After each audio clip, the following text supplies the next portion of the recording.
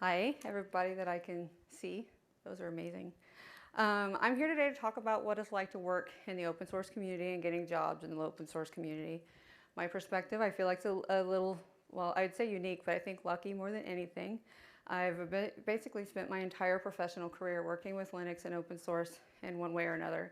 I did start in the 90s. I started working with Linux users groups and with some special Linux projects. Most notable would be the Linux.com and LPI, as Eddie mentioned. When I got a little older and I had a kid, I wanted to balance a career with parenting, so I did the self-employment thing for a while. I ran a retail computer service shop. I had a 4-foot penguin on the sign, and if you knew who he was, you knew what we did, and if you didn't, you just thought he was cute. And it worked out pretty well. Then as my daughter graduated and went on to college, I was ready to go back into corporate work. And I got really lucky and I found another position with an open source company. So today I thought we'd talk a little bit about the stuff that I've learned along the way and maybe share some stuff that you all have learned too working with open source. So who am I? Although I think he caught all my spoilers, but that's okay. I am your speaker. For the next 30 minutes or so. As fast as I talk, it may only take about 10, but that's all right. If I do look familiar, it could be because you've been coming here for a while. For the last 15, and we're arguing this morning, 16 years, my husband Stephen has been talking here at OLF, and I'm usually the one in the back that's heckling him. It's a lot of fun. It's the funnest job to have here. If you have been doing lug events for a while, we may have met at one of them. I had somebody a few years back come up to me from across the show floor here at OLF because they remembered me from a conference over a decade earlier that I helped with out in California. And that was very weird, very humbling and nice, but very, very weird. But you might remember me for some of them. Otherwise, you might want to go check LinkedIn or Facebook for some of those friends that we both have mutually forgotten. We all have those, like, how do I know you? But September this year was the first conference that I've been to since OLF in 2019. It was the Open Source Summit in Seattle, and it was kind of cool because they had some presentations that weren't just strictly, this is how you use Git, as to borrow Stevens from earlier today, but a lot of professional career tracks as well. And I went to one that was hosted by Dawn Foster from VMware, and she was talking to everybody to challenge them to be willing to speak at a Linux conference, or any conference, technical conference. And so challenge accepted. I'm here. But why am I making myself do this? This is the first time, even though I've been doing stuff for so long, that I've agreed to present at an event. I have hosted them, I've organized them, I found speakers for them. I'm happy to help with all of that, but I've never agreed to stand up here myself. If you Google it, there are 40,500,000 references to public speaking being the #1 social anxiety, and I can corroborate every one of those posts personally. It's the scariest thing I've ever done, and it didn't show up. I've been hit by a tornado on my way home from work. And I'd like to say that's exactly why I wanted to show you that picture, but it was more so that I could show you where you could put a cute penguin or two and keep your windows from breaking. I know Linux is like 30 years old, but that joke is still funny, right? Yeah, okay, thank you very much. We can talk later if you want to exchange tornado stories, yeah, that was totally cheating. But anyway, so who am I actually? I am Kara Pritchard, and I do work with the Linux Foundation on the certification and product development team. Excuse me just a minute. I have been learning about Linux and open source now for 26 years. I hope to continue learning about Linux and open source for at least 26 more, since 1995. Some of the most interesting things that I've done have been Linux certification related, which is why I'm going to talk mostly about that today. Can anybody here tell me who was first in Linux certification? Did somebody say Red Hat? I think somebody said Red Hat. Yeah, Red Hat was first. They did come out with their program in 1999. And it was kind of cool. It was a week-long experience. You would go to their offices in Research Triangle Park, spend 4 days in a classroom with a whole bunch of big CRTs and giant servers to learn about how to do your own Linux administration. At the end of that week, you would get 3 exams. 2 of them were hands-on testing. They would teach you how to set up and install a Linux system. You would come back and go to lunch and take a written exam about a bunch of details that you forgot about, and then you'd come back and figure out how they broke your Linux system and you'd have to fix it. So it was really cool. And the reason that I got to do that was because those publishers that I was working with to connect with users groups, giving them free swag and speakers and all kinds of fun stuff, one of them was asking me what kind of topics would be cool, if I heard of anything to let her know. And I said, well, I heard about that Red Hat is doing a certification program. I don't know if anybody remembers those rows and rows at Barnes & Noble or whichever bookstore you preferred of red books and all of the MCSEs and NT programs and all the other certifications. I thought it would be really cool to see one that said Linux on it. And she said, that sounds great. You want to do it? So I was like, okay, all right, I'll go and I'll do that. So it was the second week of that program that I got to do that. So I was trying to look up some stats and figure out like where I stood. Red Hat's not publishing, at least not that I could find. Maybe your Google skills are better. They're not publishing their numbers now, but the last one they did publish was in 2009. They had over 40,000 RHCEs. And given that I think I was number 60 something, that would have put me in the first 0.1% of those RHCEs. So by now, I think I could claim that I was the first. It'd just be a rounding error. But I will talk a little bit more about RHCE a little bit later. LPI came just a few months, there you go. LPI came just a few months after RHCE did, and I met them at a trade show in Atlanta, the Atlanta Linux Showcase. And my book publisher was there, and I had this really friendly, excited guy from Germany who came and talked really fast, could talk faster than me, but it was really exciting. He told me I had to meet these people. And so I got to meet some of the founding team of LPI, and just a few months later, I joined their team to get to work on their program. They came out with LPI Level 1 first, and that was really cool. But my big project that I first got to step in on them was helping them design the LPI Level 2 program. So that was pretty cool. Well, I'm going to talk a little bit more about that with them a little later too. If you've been around a while, you may have heard of this one. SARE, Linux and GNU, they were really big at conferences. They were doing a training boot camp along with their certification program right about the same time, kind of targeting some of the same market as LPI. They moved around a bit, and there were some mergers, and I honestly don't know what ended up happening with them. They aren't with us anymore, but I did want to pay a little bit of respect to their history. But that next year with LPI was kind of fun, because several of us got to sit on one of the first boards with CompTIA to help put together their Linux Plus program and operate kind of as their first round of SMEs, their subject matter experts, and so that was a little bit different. If you do go looking up their Linux Plus program now, they used to do a co-op deal with LPI where you got dual credits, but as of I think 2019, that changed. So if you are looking at any material that talks a lot about that, you might want to look for something a little bit newer. Put a little bit of a gap in it. The Linux Foundation, while the organization was founded in 2000, they didn't start coming out with their certification programs until 2014. They did start with the LFCS and LFCE programs. They were their two performance-based exams. My role with them is that I get to work with a team of about a dozen people. A little more than half of them are actually working on coding the environments and the infrastructure and everything that supports a performance-based exam. And the rest of us get to either work on the content, or we get to work with the different projects at the LF to build these certification programs that helps their communities either bring on more skilled people into their community, or actually set up a revenue source that helps them make some money for their organizations while they're growing. And LF will be the other one I talk about in a few more slides. Before we go, I still wanted to talk about or mention three others that are out there right now. We've got SUSEs, which you may have known as Novell, and then may have known as SUSE again. The SANS Institute isn't as common unless you're in a real heavy secure or government environments, but they're a very, very big, very high stakes program.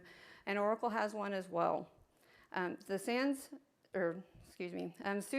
is still independent. From what I don't know as much about them, but it does look like it's a performance-based exam right now. They do a refresh with every one of the releases. I saw some news about that recently. SANS used to have a GIUX,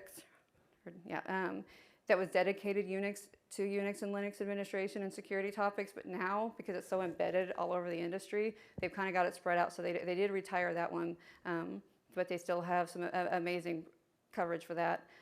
Oracle looks to be a single multiple choice exam, and I got to admit on that one, I know it's current.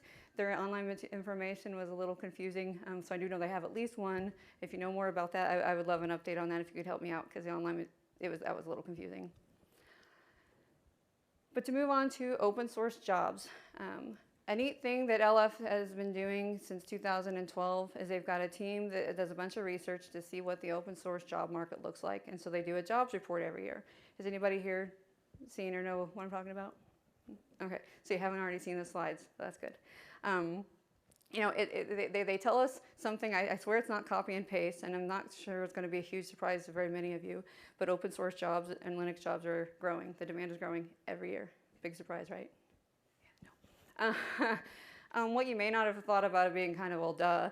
If you think about what we've gone through in the last couple of years and how much everybody here and everybody with kids at home and everybody with jobs, their lives have changed the last 2 years, the infrastructure that's made that possible and what demand that's put on our open source technology professionals and the demand for them, it's just skyrocketed. So those numbers, I said, I'd love to see how over the next 2 years we see that those things change. All right. Who can tell me why you wanted to have a job or a career in open source? Beth Lynn, why did you want a job? Why did you want to work in open source? I came for the software, and I stayed for the community. Nice, nice. I knew she would have a good answer. That's why I picked on her. Thank you very much. Yeah, so yeah, we like working remotely. We heard there's good opportunities. We're just really, really passionate about it. Maybe because open source runs on everything. You know, anybody else? Everybody's agreeing? Yeah, because everybody says the same thing. And that's true. It's validated exactly by what that report said. The number one answer is my favorite one. 58% of them said, open source runs everything. That's why they want to have a job in open source. And it is kind of mind-blowing to see the differences over the last decade or two plus, whenever you've been around, just to see that it is everywhere. So if nothing else, it's kind of nice that my parents finally can tell other people what I do for a living. Yeah, not really. They just know more of the words, and that's kind of nice too. The jobs report has got a whole lot of statistics in it, and I will admit it feels a little book reportish when I'm going through them because that's not the world that I do live in, but I did want to share some of them with you anyway. They like to talk to a lot of the hiring managers, and again, not to our surprise, almost all of them are struggling to find talent. What they're stressed out about, though, is catching up to the demand. They said that their needs are like doubling over the next 6 months, and trying to figure out how that they're going to find those skills. Because it's hard to figure out if they're the right skills. If you've ever interviewed with the HR team, they're trying to get in to talk to those technical people, the technology is huge. It's really hard for them to connect with it and figure out, okay, do you actually know what it is that you're talking about? And it's a big challenge. And just because you have somebody that's really smart, knows everything about some topic, as fast as technology changes, you don't know if those people can adapt on their own, learn on their own, and be able to fill out those roles. And trying to find somebody new to fill the gap is not fun. As a result, they're having to look towards certification and certification training to help fill those gaps. And they did get, of their managers, they said 72% of them admitted that they have to rely more on finding people who are certified. And luckily, 88% of them said they're willing to help pay for it. And that's really the big news. The good news for all of us. But in the end, whenever I'm going through all of these jobs reports, what I'm hearing is that certification is a huge key to solving the open source staffing shortage. Another research project that the LF worked with this year is with the IDC and the ITCC, which is a IT Certification Council. It's a nonprofit group just for technical certifications to get together and work out things that are in common with them, but the LF is very active in that. So they did a market research, and for the marketing and research nerds, they really liked that NPS score that I got to learn about. My husband gave me a little bit of a tour on that one. That was a stat I wasn't familiar with. And they're really excited because they got a 30, if you have a fully certified team, that they are known to have 36 higher NPS scores. What I thought was interesting is they found comparing fully certified teams to ones that were partially, they reliably were 20% more likely to scope out a project properly and 35% more likely to finish their project ahead of schedule. And their managers really, really liked that.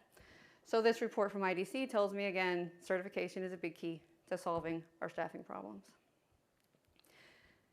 If we know the world needs more open source IT staff and the hiring people are looking to get more certified people to fill the demand, then you're looking at what choices. And we've already talked about a whole bunch of them on that a few slides ago.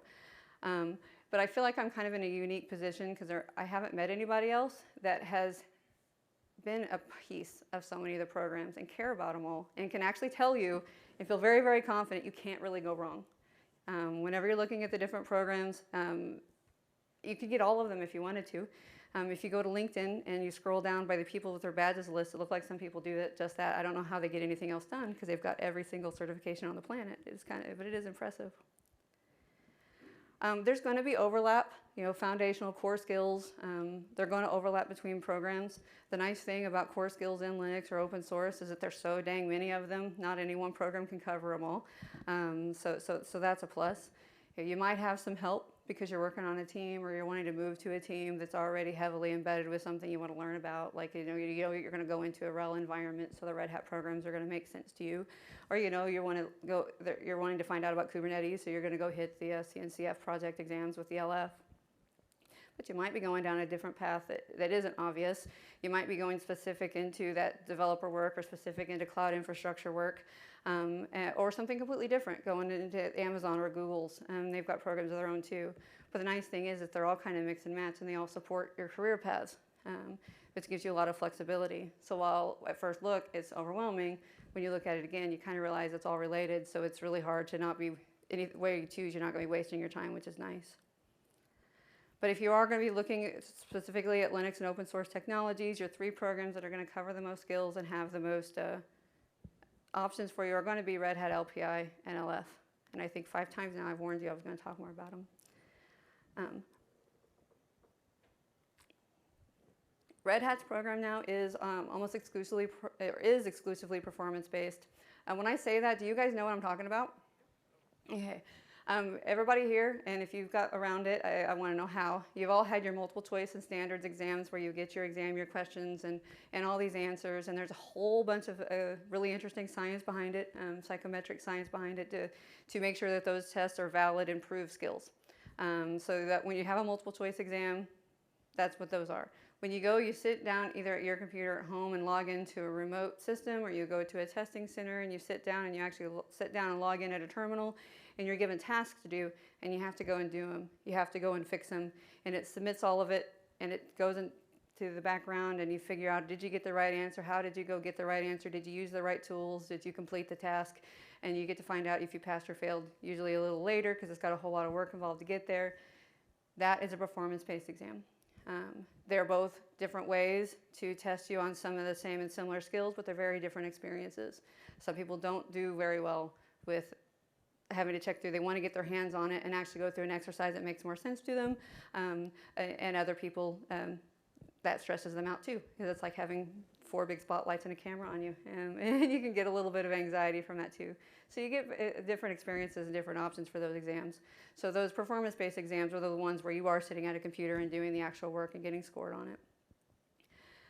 The Red Hat exams, I do believe they're still doing some in-house training programs. They've all adjusted a lot with COVID, so their online material isn't all current for that. What I've seen Red Hat respond whenever you can't get out to one of the training centers or the training programs that have had to put that stuff on pause, they've developed a really cool remote. So if you've got a team that you've got enough people wanting to go through a Red Hat program, they're going to send you USB bootable drives to set up an environment on location and complete their programs in your offices, which is really cool. They have 2 primary tracks still. They did add to their RHCE, they added a prerequisite to that, which is the RHCSA. But if you go to their website, you're going to see 30 different programs that are listed there. They're all designed to be mix and match. And it's kind of neat because they've got specific programs. If you get their RHCE and you get a collection of specified additional certs from them, they've got an architect program now, a microservices developer, and a JBoss developer, all built off of their RHCE. All their training is done and developed and partnered with them, so it's very, very extensive for that. I did leave a URL up there that was kind of neat. I hadn't seen it before, but they have an assessment tool. You do have to log in for it, but it'll kind of give you an idea of where you're at and which of their programs might be beneficial to you. Oh, that was kind of neat. LPI is designed to be and it has been from the beginning, distribution neutral and vendor neutral. Like to be friends with everybody, which is very, very important. They are a strictly multiple choice exam environment. Most of them are 90 minutes, though I do believe their entry level one is a little bit shorter than that. They're all proctored online or at testing centers, and I believe those are still with View. LPI, LPIC 1 and 2 are still their core exam programs. They are prerequisites for one another, but they do have the level 3 specializations now that came out, which are new. I don't know as much about them, but they're really neat. Multi-platform security, virtualization, and high availability. So when you're wanting to get those engineer and high-level skills, they've got those available, as well as a couple of open technology certificates, one in DevOps and one as a BSD specialist. They don't do in-house training development. They work with partners for that, including one of them who I believe is doing some classes or was doing some classes around the corner, and you see with them every year. Something really neat that they've put together in the last few years is a membership program. Once you've completed one of your LPIC certs, you can join as a member, which gives you voting rights and discounts to things that they do. And if you stop by their booth, they're going to give you a lot better information on that than what I can. But it is something that's unique to them. The Linux Foundation, a different collection of certifications. Most of them, we are primarily performance-based exams as well. Last year, we did add our first multiple choice exams. They're being targeted for entry-level programs, and they did it for 2 reasons. One is to get a program that was more affordable in countries where there aren't as many resources available for buying that sort of thing. And also to make it more accessible for entry-level and people starting their career. Again, trying to grow that pool to fill a need, but just because the need is so desperate. They are all and have been remote proctored online exams. Has anybody sat through a remote proctored exam? You loved it, right? Yeah, it is rough. It can be rough, and it is a very, very different experience. But very, very important to make sure that your credential stays valuable. And it is you who takes the exam, and that everybody has as same of an experience as possible whenever you don't have the control of being able to do that in the environment. The LFCS is the core Linux program for the Linux Foundation. We do have 14 other exams for the 7 different projects that are separate from the LF core exam. The newest ones are those multiple choice ones. A few weeks ago, we came out with an entry-level Kubernetes multiple choice exam with KCNA. And this week, we opened up a beta for the first TARS certified developer exam. That was a very different one. The LF does do training, but it's a completely different team than what I work on. The training team actually works with the projects to build courseware, and whenever they've built an exam, or the projects have come to us to build an exam, then they will figure out which courseware helps candidates prepare, but the courseware is not written to the exam content or vice versa. So if you've ever completed one of the courses and like, they didn't test me on that, that's because that's not what the courseware were designed for. I'm always eager if you've got anybody or you yourself feel like you're a subject matter expert and you'd love to get into doing exam development or helping update something we have or something new. I'd love to meet you.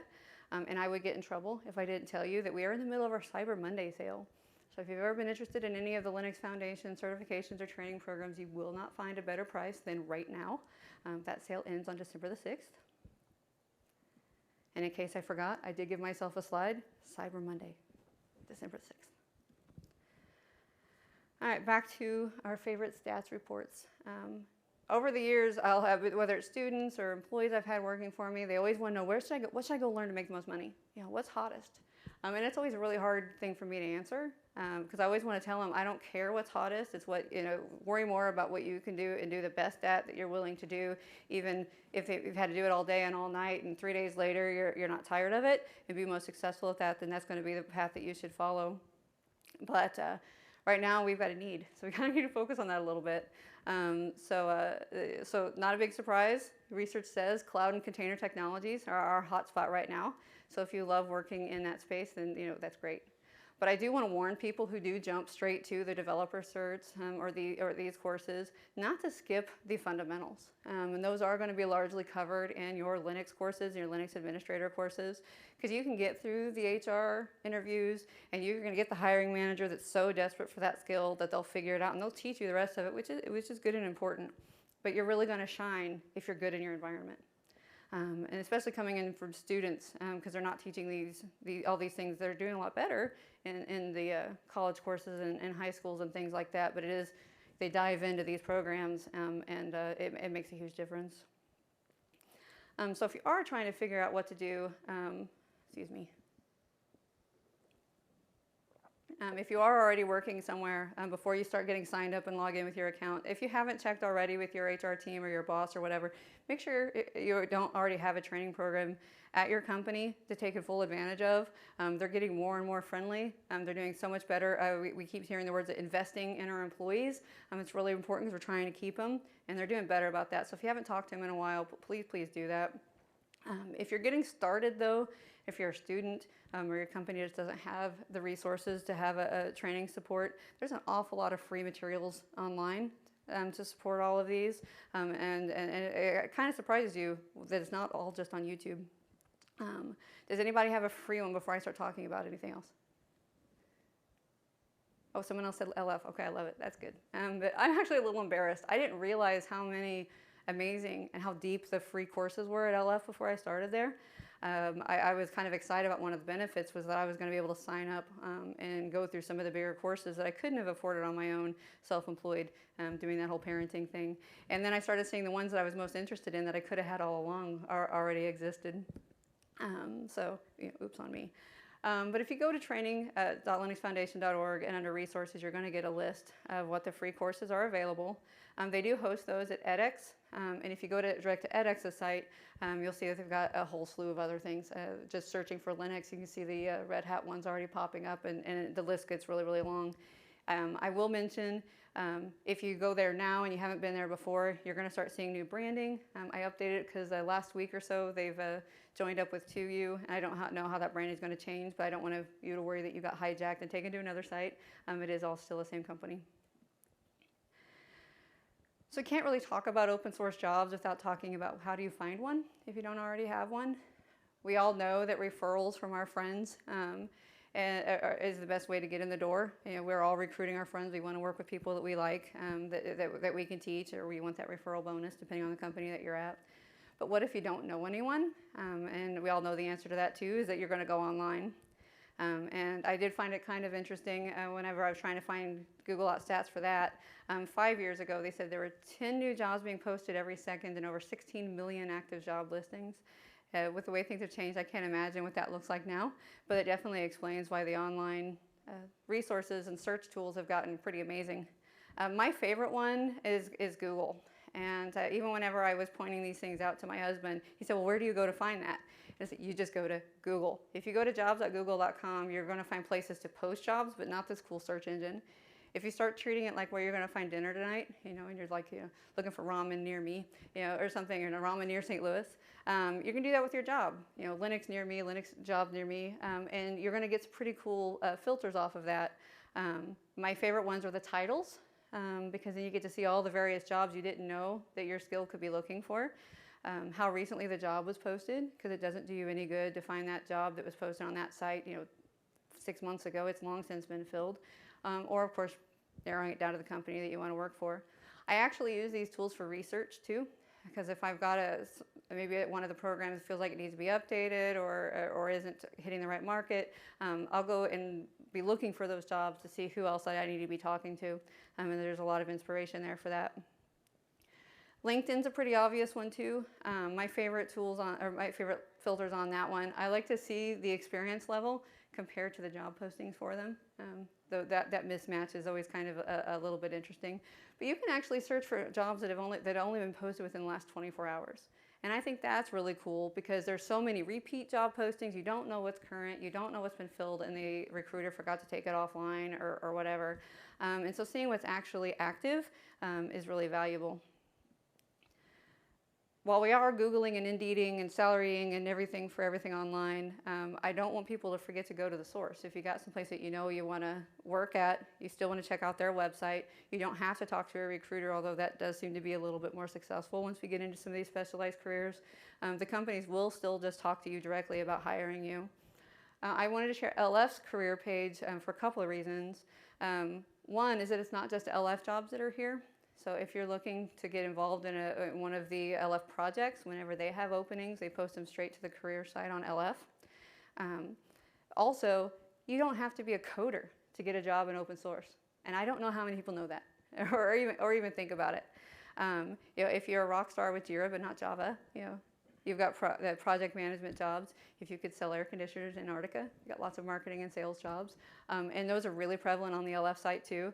So if it's not necessarily you, but you've got somebody in your family or your contact sphere that loves what you do, but they're no good at, they're never going to sit down and code, then those are fantastic resources, and then you should get them involved there. But if you do want a developer job, I did leave myself a note here. I'm so glad we have notes.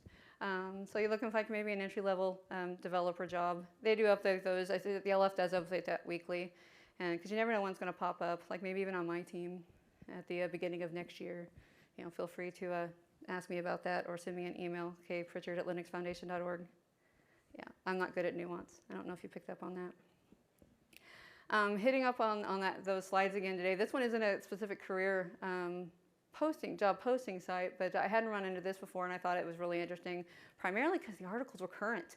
I get a little lost on that whenever I think, oh, this is a really cool story, dated 2006. Oh, crap. But Red Hat sponsors OpenSourcecom, and they've got a lot of really neat articles on their careers page.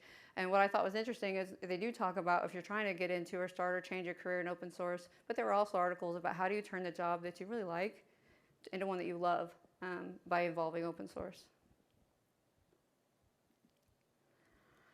So last one, and this is kind of, I was just throwing that up there. Hopefully I even spell checked it. I think that's good. I just didn't want to forget because it's something that especially new people forget whenever they're getting their first jobs in open source, what kinds of things to do when they're negotiating that job. And I don't mean the salary and the vacation time and all that kind of stuff. That's not fun to negotiate either. And if you enjoy that, okay, good for you. But the things that are kind of special to us, we've already mentioned several times, training. It's absolutely important. If you want to make sure the company you work with wants to invest in you, that they're giving you the time to grow your skills, especially if that they're allowing you to do that during business hours and not expecting you to do it on Saturdays and Sundays kind of thing. Supporting the cost to do it. Those are kind of the no-brainers. Another thing that's kind of new that people are starting to talk about is the 20% time policies. Does anyone here know what those are? All right, good. If you don't, it's companies that are talking to you about that they're willing to allow your job to have 20% of the time, or basically a day a week, to do something that's not the project you're being hired for, but ultimately it still benefits the company. So maybe it's going to be you learning and getting the training programs that we've been talking about, or that you might be contributing, whether it could be to a local nonprofit on their behalf, or that you're donating time to an open source project, and those qualify too. So finding out if the companies that they're getting more creative like that to help with retaining their staff, and it can make your job a lot happier place too. So find out if you have any options there. If you're coding specifically, and this is one, I think I saw a table out there that there's somebody who's going to be walking around that knows a whole lot more about this than me. But if you are coding or you're going to be working with code, finding out about the pre-invention or IP rules around the company, especially if they're not one that's already heavily embedded in open source, might save you some pain later. So I said, if you're going to be in that space, at least ask about it. And this is where I got to ask, does anybody else have any last minute negotiation tips for me to add to this list? That was like added today. Okay, good. All right, I want to thank you guys for being my first audience today. I really appreciate that opportunity. Does anybody have any questions for me? All right, yeah, so use that mic so everybody can hear you. Okay. If there's a college student who earns a certificate before they actually get their degree, is that something that you think companies are still going to be interested in? Oh, absolutely. Okay, good to know. Yeah, I can say that confidently. I don't even have to say, I'm sorry, I don't have a good answer for that. I was worried about that. No, absolutely. I bet you that there's a good chunk of this room who say they've got certifications and no college degree. I see anybody? Oh, yeah, I'm seeing hands. Yeah, they're going to be good. All right. We have another question walking up? More of a comment. Okay. You guys go. Go ahead. Oh, you guys are coming out of the shadows. Isn't neat? Well, check with your company. A lot of them will put you, because the free stuff out there, there's like linked learning and Skillsoft and stuff like that. You just have to ask the questions, and they'll lead you to it. If you start with them, they may not pay for training for like 6 months, but there's a lot of free resources out there. Good. And then also, there's an online thing called Udemy. And if you start taking a few courses, they'll start sending you letters, hey, because the courses are like $200, but once you're in their mail list, they'll say, hey, we got a sale on. This $200 course is for 20 bucks. That's a good coupon. Yeah, so it's like, once you get on your mail list, then you're going to start getting all kinds of stuff. Yep. Thank you. Similar to that. He stole your words. I was here in 2019 and my topic was continuous learning, and there were 10 really inexpensive sites you can go to teach you anything. One I wanted to mention, Udemy was one, UDEMY, he mentioned. That's very good. One I'll recommend is Eduonix, EDUONIX. I have it if you want it. Okay. I just did a search for Linux while you were talking.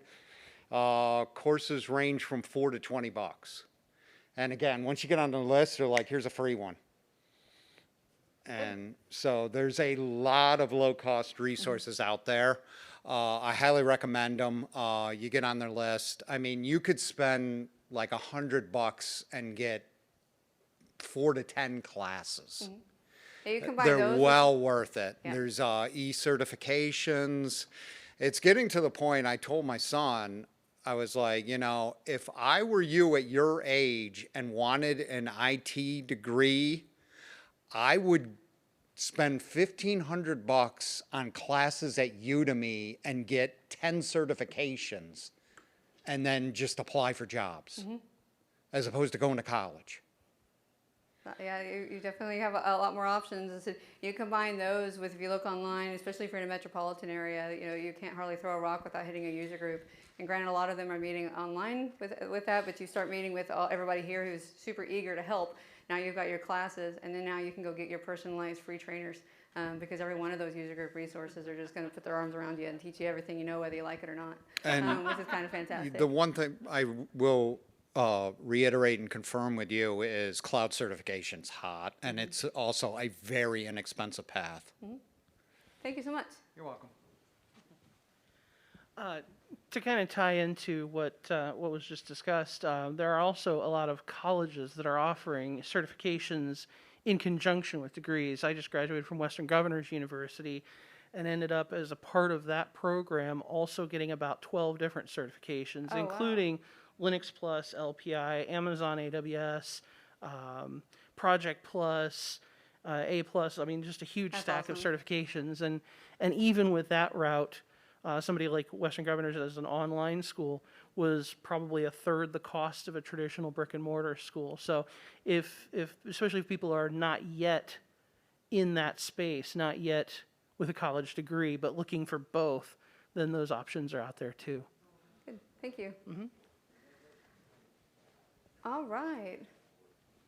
We got. Do you have another one? Oh no. Okay.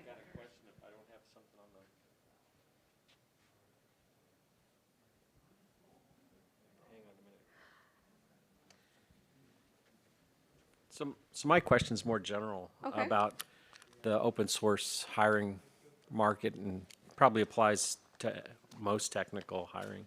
It seems to me that I read a story about a shortage in, candidates for jobs. There's job openings across the United States, and it, I have been involved in the past in trying to hire people and working with hiring organizations. And it just seems to me that the way that hiring managers approach finding viable candidates for positions has become fundamentally broken. And the more I read about, people quitting corporate America and leaving traditional jobs behind, I get the feeling like this is metastasizing, like it's getting worse. Like there are job openings that are just remaining open because they can't seem to find people to fit the bill. And I don't know if you've seen some of this or talked to some hiring managers that are like expressing these kinds of things, are because of your certifications and the types of jobs that are being filled, their candidates pretty much being found. Is this something real that I'm observing, or is this, just the press saying, oh, there's 15 million job openings and nobody to fill them? Which is it? I think it's real, and I'm sure there's probably 15 other opinions on that. I think the press has kind of coined that great resignation, and and it's not just in IT; it's in everywhere. I do think there's more openings than people, and then you've got with everybody adjusting, you've got people that don't even have time to go find their people because they're too busy trying to keep things afloat, so they never can even get around to calling people back. So I do think it's really real. I do think that's why you're seeing companies completely embracing the remote work because people have found new home life work balance, and so they're embracing that and getting rid of their offices. You're finding the additional training programs, anything they can do to keep their staff because they don't want to have to fill that spot because they know how hard it's going to be. So yeah, I think it's absolutely real, but I do think they're in the middle of it. Those of you that may not be aware, and I can't imagine that you aren't, 3% of the workforce quit in August. Think about the statistic. 3% of the workforce quit in August, and a larger number quit in September. And we haven't got the October stats, but if it's going to be a continuing trend, if that happens for the next 11 months, it'll be a third of the workforce will have rearranged itself. Yeah. Now, some of this I'm sure is driven by what you're talking about. These forces work from home, whatever. But I read an article recently that said a lot of people are doing basically what I did in 2009. I just gave up, started my own company, and started consulting. Yeah. Why work for someone who doesn't understand what you do? You can be that person. Yeah, I think they're responding to that. I don't know what I do. And just trying to do what we can to get ahead of it, and that's kind of why I enjoy what I get to do, because I get to prepare anybody who's wanting to jump in, and so that's kind of fun. Interesting, though. Thank you for your Thank you. All right, do we have anybody else today? All right, great. Thank you very much.